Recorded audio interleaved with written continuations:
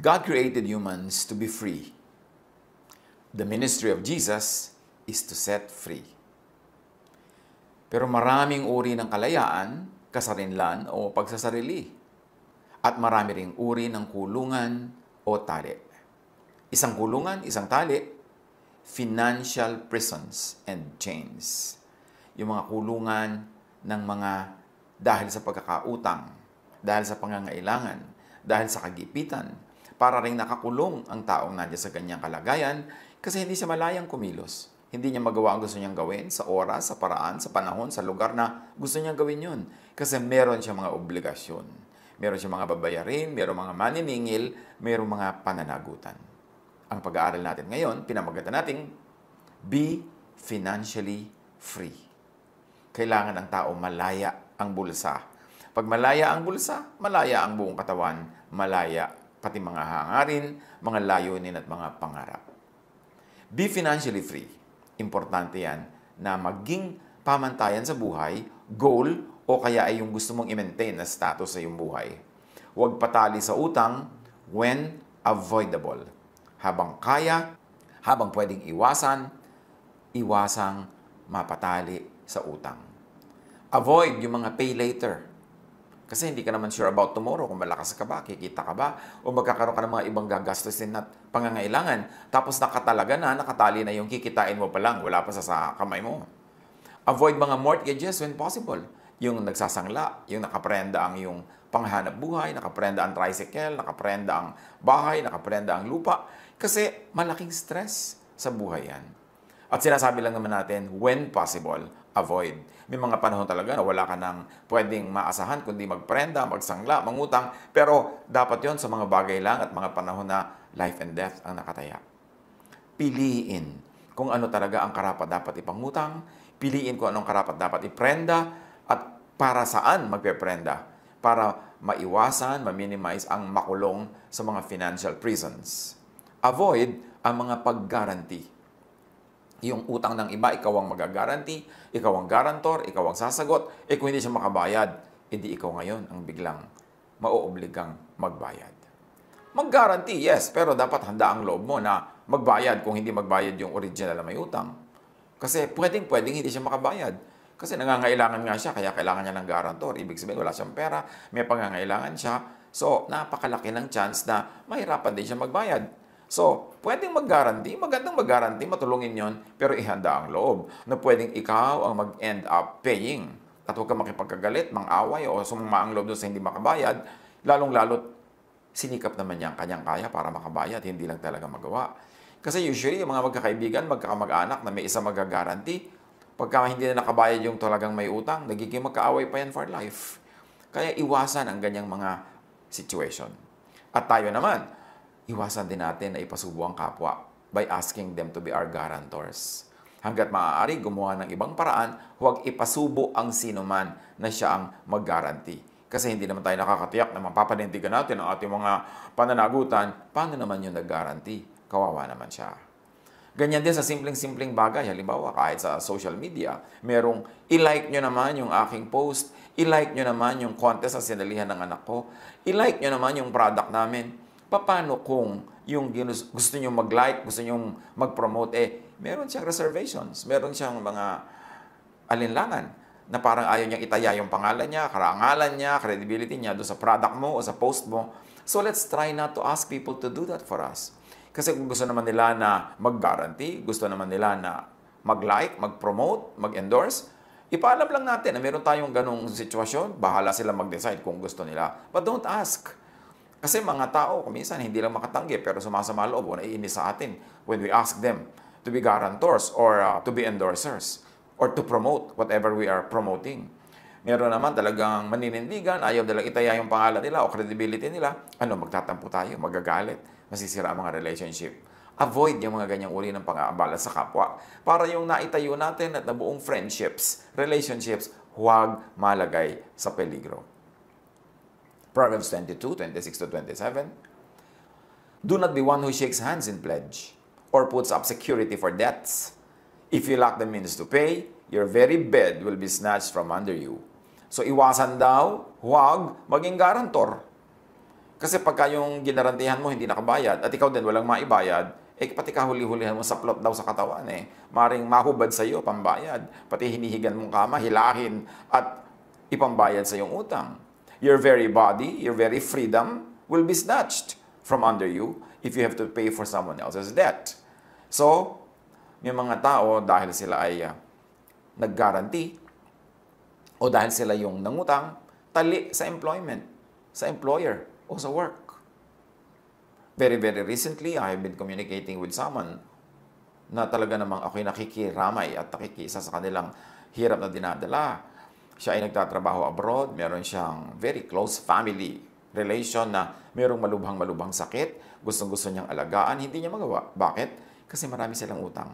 Nakatali siya sa utang na kailangan nilang bayaran, ibigin naman niyang umuwi para mag-alaga ng mahal sa buhay na malubha ang kalagayan, hindi niya magawa. Hating-hati ang loob niya, ang lungkot-lungkot niya, natural, stress na stress.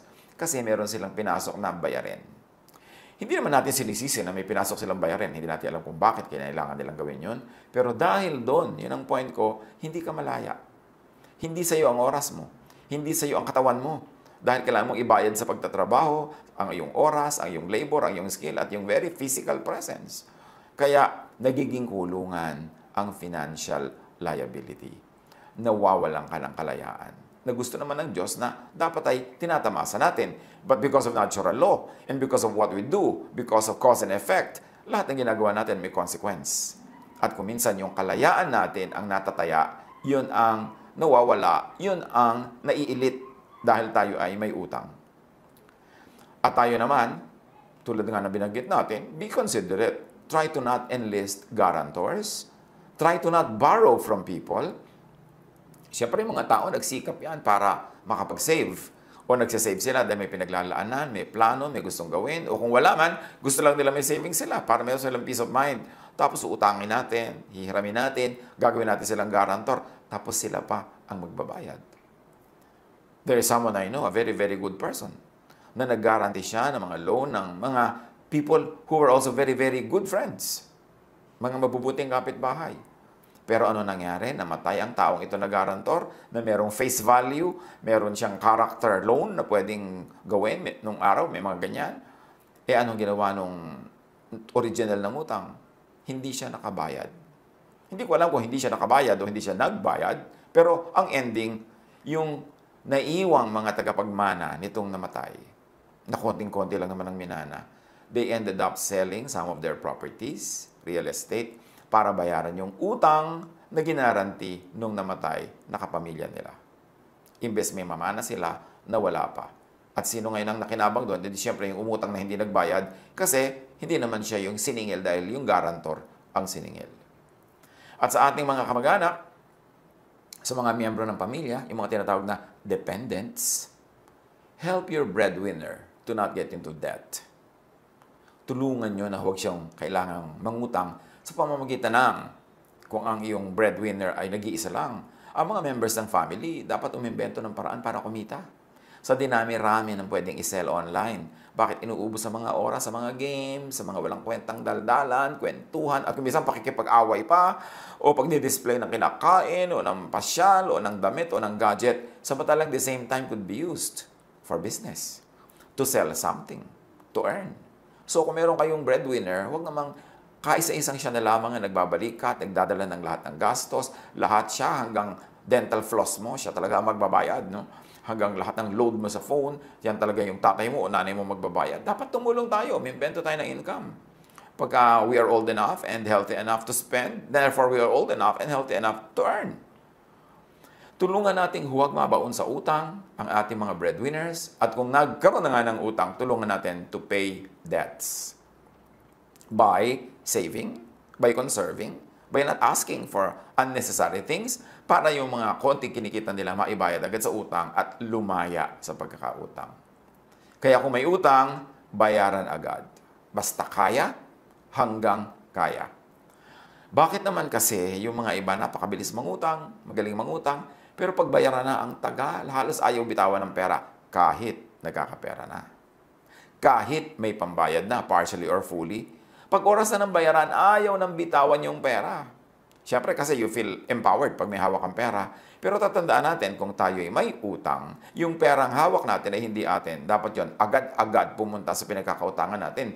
We should reward those who lend to us, those who help us in times of need. Not punish them by one, borrowing from them and making them stressful, making them worry.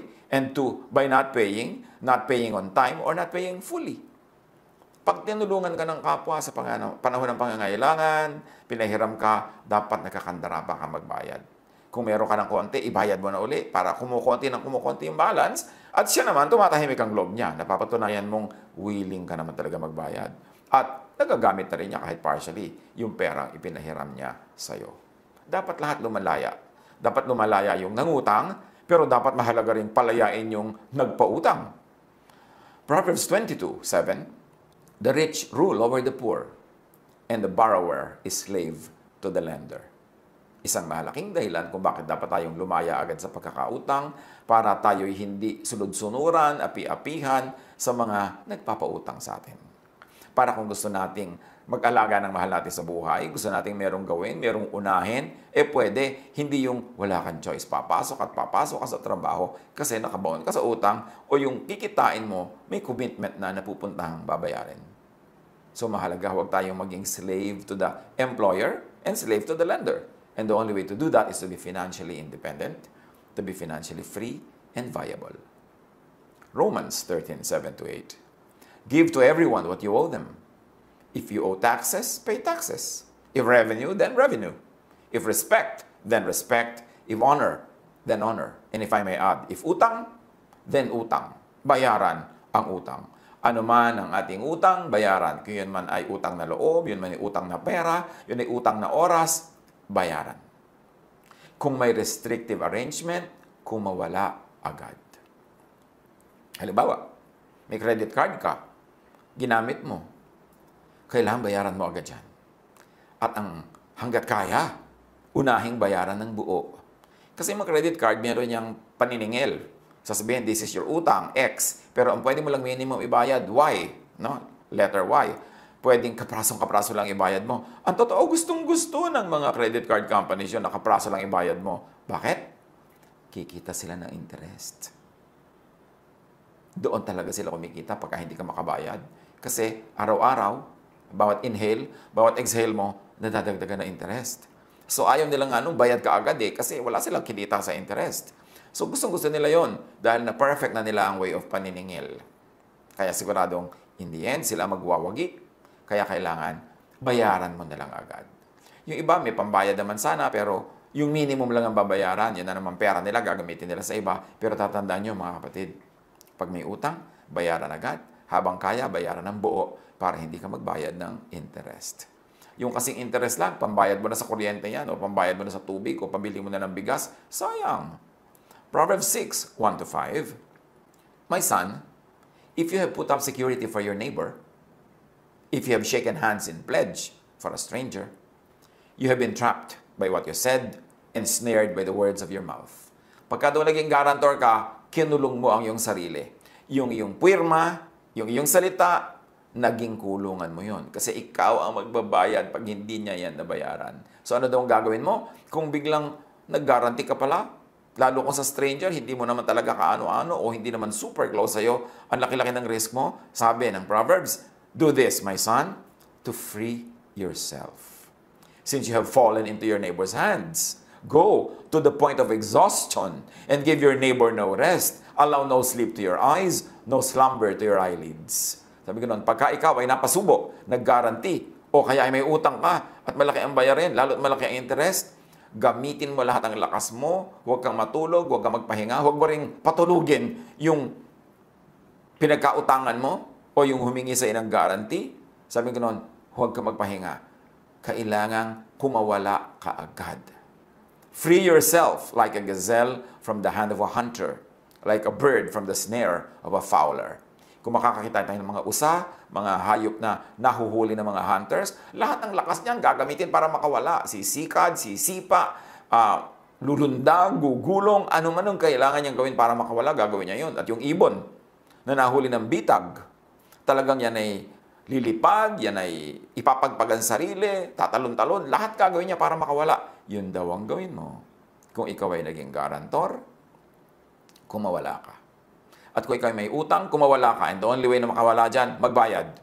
At huwag mo nang tagalan ng pagkakatali mo, ang pagkakaalipin mo, bayaran mo na agad para free ka na. Dahil kung hindi ka magbayad agad, lumalaki ang interest, mas humahaba ang iyong imprisonment. So, be financially independent. Be financially self-reliant. If you are old enough, healthy enough, then be financially independent. Hindi maganda yung word na dependent. Ang dami-dami mga tao, dependent po kami. Dependent po kami. Can you imagine yung word na dependent? Ibig sabihin, umaasa ka. So, di ba nila kay super bata, super tanda, or super may sakit o mahina? Do not be a dependent. Gumawa ka ng paraan para ka kumita. Makatulong ka pa nga para self-reliant ka. Hindi ka slave. Hindi ka anino. Hindi ka bihag ng sinuman. At paano nagiging ganyan? Sabi ng Ecclesiastes 11:6, paano nagiging reliant? Sow your seed in the morning. And at evening, let your hands not be idle. For you do not know which will succeed, whether this or that, or whether both will do equally well. Magtanim ka daw sa umaga, at sa hapon, sa gabi, humuha ka pa ng ibang magagawa, ibang trabaho, ibang business.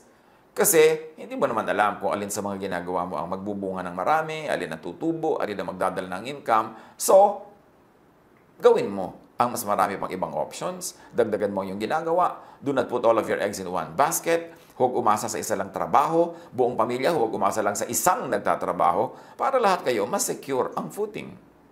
Kung lahat ng isang buong pamilya umaasa lang sa isang nagtatrabaho, paano? Huwag naman. Kung sumakabilang buhay bigla yung nagtatrabaho na yon. O nagkaroon ng malubhang karamdaman. O nabaldado, di lahat kayo gutom.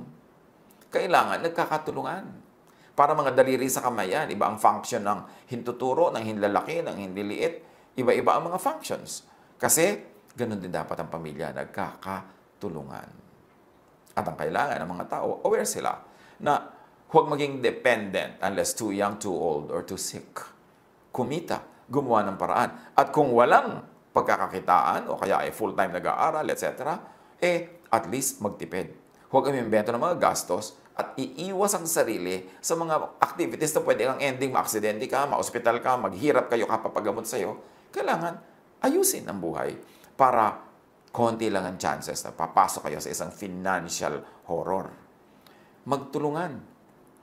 Kahit nga mga nag-aaral, kung gusto mo talagang kumita, pwede kang magtinda sa iyong mga classmates. Ang dami-dami pwedeng itinda kung gusto mo talagang magtinda.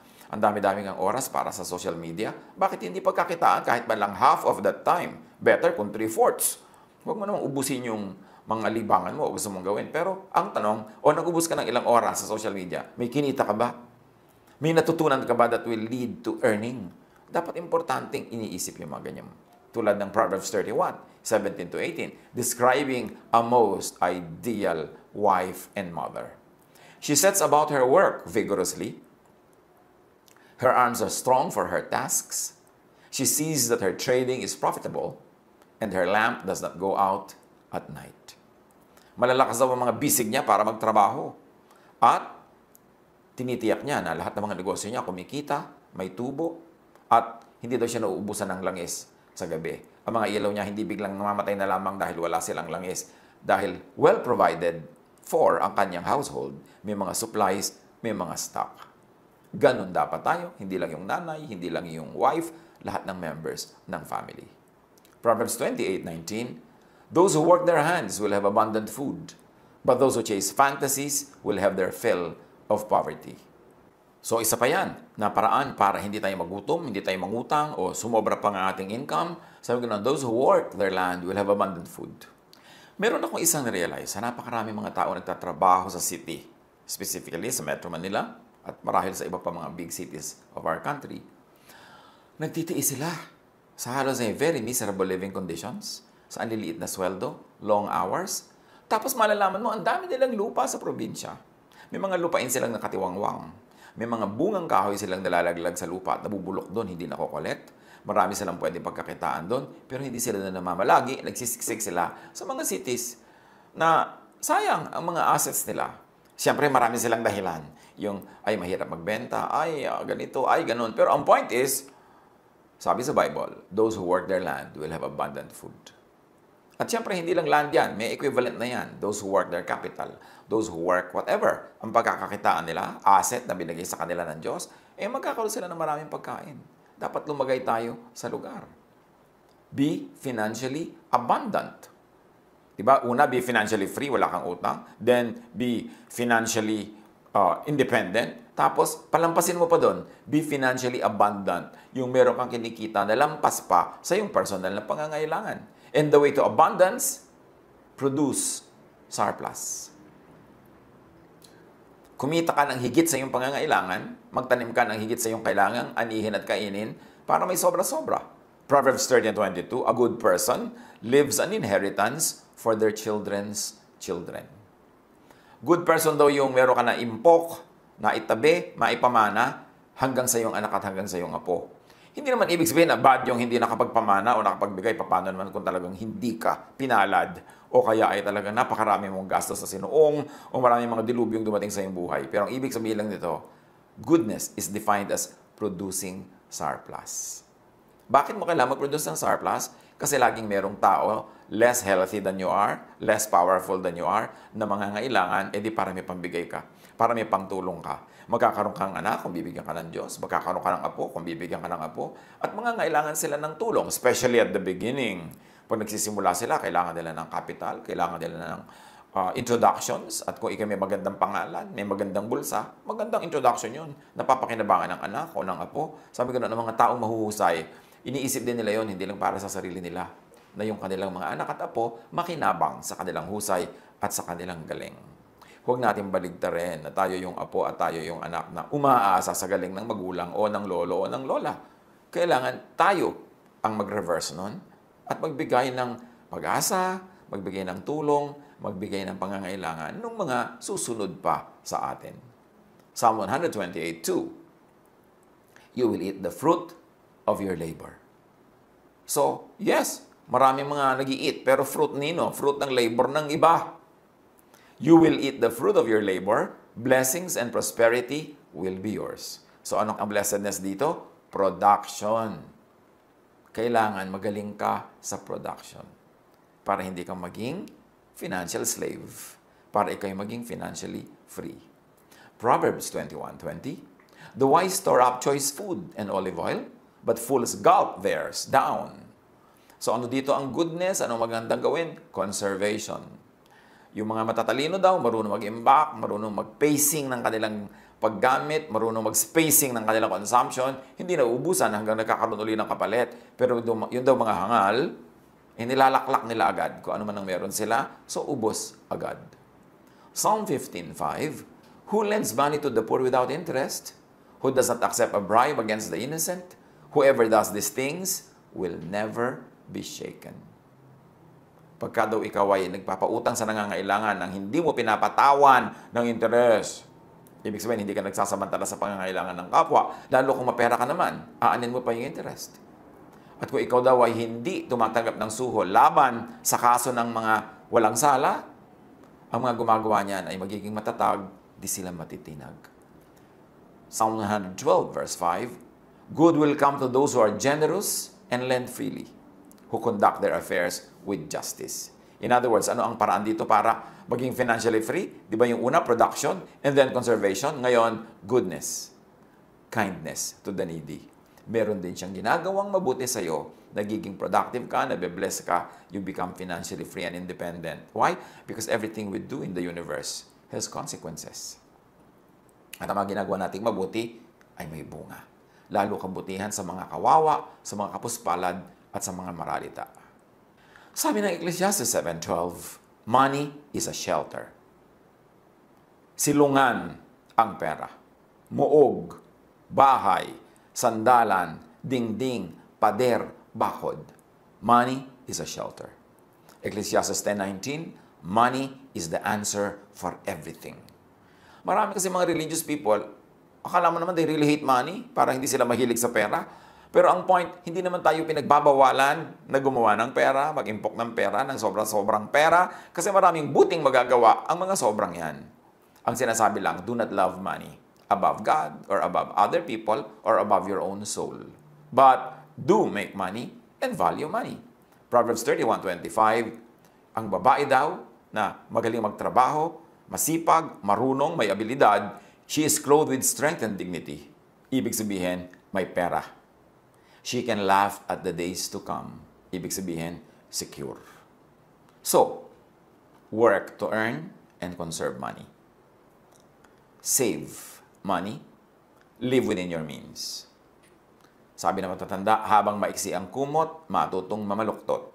Pagkasyahin mo ang sarili mo sa 1 square foot na kumot o 1 square meter na kumot. Kung talaga yun lang ang kumot, live within your means. Borrow only for life and death needs.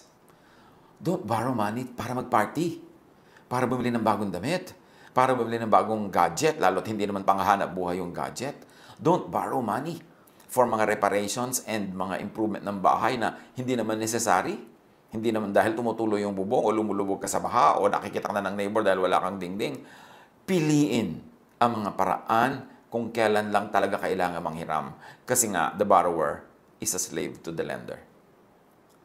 At kung tayo naman ang may resources, tayo yung nilalapitan at kaya naman natin lend freely.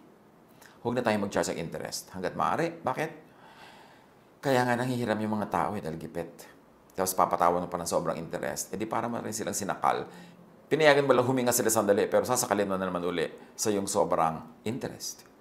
At yung mga may utang, nangutang, pay soonest. Be responsible.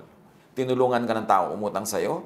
The first moment na may pera ka, basta kaya mo, meron ka ng basic na kakainin mo, mga pangangailangan mo sa buhay, ibayad mo na agad yung iba.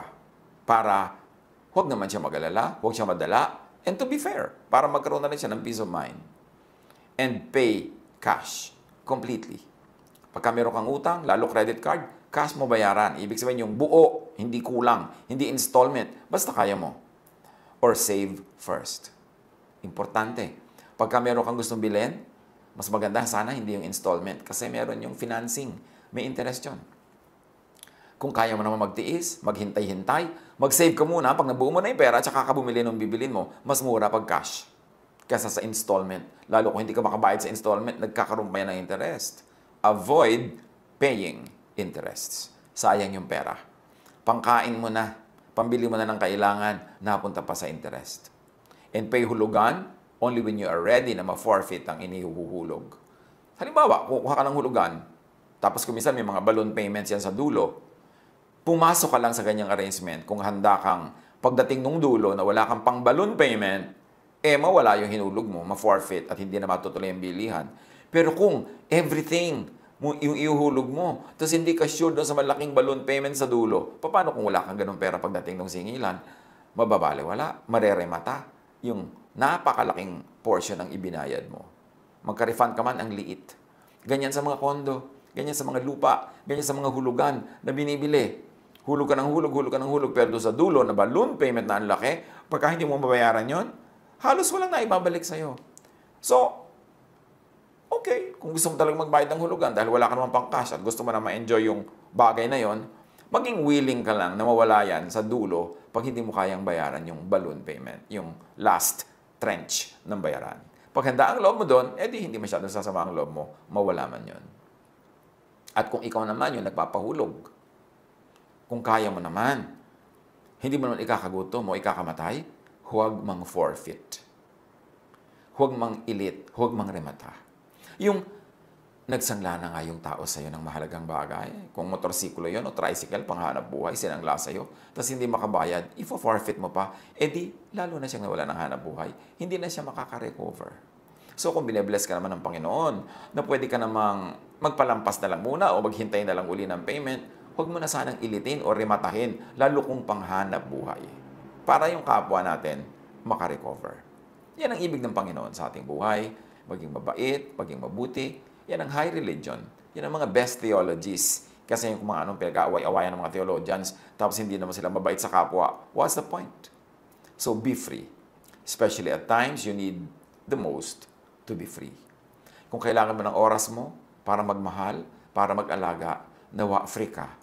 hindi ka nakatali sa trabaho, hindi ka nakakulong kasi wala kang utang, wala kang pananagutan, at meron ka naman kahit konting na-save. So, kailangan mong huwag magtrabaho, huwag pumasok, ay magagawa mo para gawin mo kung ano yung pinakakailangan at pinakagusto mong gawin sa oras na yun. Siyempre, may mga mag-iisip at magsasabing easier said than done, yung mga sinasabi natin na yan. Pero anong gusto nyo ipayo ko sa inyo? Sige, mangutang kayo. Sige, magpakalubog kayo sa utang. Sige, manuba kayo. Siyempre, ipapayo natin yung nakaayon sa mga katuruan ni Jesus. Mga nababasa nating magagandang katuruan sa Biblia na pag sinala mo sa Jesus filter, pasado. So, pwede nating i-apply in all times, in all places, in all situations. At yan, ang pinakamabuting gawin. Reviewin natin na ganito mga aral. Maraming mga tao, they get into cycles of debts because of their habits. Ang hilig lang talaga mangutang kahit hindi kailangan. Tapos ang hilig hindi magbayad. Tapos buhol-buhol ang utang. Tapos, somebody has to pay. Sila o mahal nila sa buhay. Pag-isip-isipan natin yan. Marami tayong ginagawa. Bunga rin ang mga itinanim natin kahapon, last week, last month, last year, 10 years ago. Kasi ang itinanim, inaani. Kung patuloy at patuloy at patuloy tayo nagdarahop, meron tayong itinatanim na ang ani, karalitaan. Palitan natin ang tanim. Palitan natin ang ating paraan ng pag-iisip at pamumuhay para mapalitan ang ating buhay. Kung meron kang gustong baguhin sa iyong buhay, dapat may baguhin kasi yung pag-iisip. Kasi ang buhay natin ay bunga lang ng kung paano tayo mag-isip. Kaya sabi sa Romans 12:2, be changed by the renewing of your mind. So that you will be able to prove the perfect will of God. In so many words, that's what it is saying. So, kung meron tayong gustong magbago sa ating buhay, magbago tayo ng pag-iisip, ng ugali, ng asal at habits. Kung gusto nating mabago, makatakas tayo sa kahirapan, palitan natin ang mga habits that keep us poor or make us poor. Pag-aralan, pagbulay-bulayan, at nawa, umasenso kayo mga pamangkin, mga mahal ko mga pamangkin, kumita kayo ng higit sa inyong pangangailangan, mag-umapaw ang inyong mga pera, at mag-umapaw ang inyong mga charities, ang inyong mga good work, social work, maging sa mga hindi kakilala, at lalong-lalo na sa inyong mga immediate families. Pagpalain tayo, mayaman ang ating Diyos, marami siyang kayamanan gusto ibigay sa atin, pag-aralan natin kung paano yun hinuhukay, binubungkal, itinatanim, para anihin. God bless us all.